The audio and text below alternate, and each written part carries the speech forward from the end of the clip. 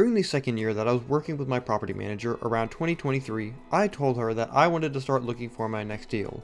After a while, I saw a property that had 3 houses and a tiny home on 3 acres on the MLS listing I was being sent. I thought this was perfect. I would essentially be doubling the amount of units I had with just one purchase. On top of that, if the 3 houses I rent for the long term have a high enough rent, and I live in the tiny home, I could live for free. That means thousands of dollars saved in mortgage costs every month. I was excited and set out to see the property. I met with the property manager's agent and we toured the houses. It was lovely. The houses were old, built sometime during or before the 1950s. They were on the smaller side, but they could still house a small family comfortably. They were also clean and had a rustic feel to it, but not in a bad way. These houses had the same look and feel that Florida used to have back before the Space Center was built. When I spoke to my parents about it and asked if they wanted to invest in it, they agreed. My dad was even able to see the property personally when he came down to visit and was excited by the deal.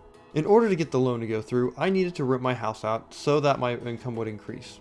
My debt to income ratio was just slightly out of the range the loan needed. This loan also required only a 3.5% down payment since I was going to be living in it. I thought that everything was going to go smoothly. I told my manager that I wanted her to manage my house too, and I signed the management contract that allowed her to start looking for a tenant. We found a tenant who was willing to rent my house for $1,800. All they needed to do was to apply with the manager's realtor and they could move in immediately. While I was at my job, a few days later, the realtor that worked with the manager called me and said the manager is refusing the tenant's application because they used the wrong tenant portal.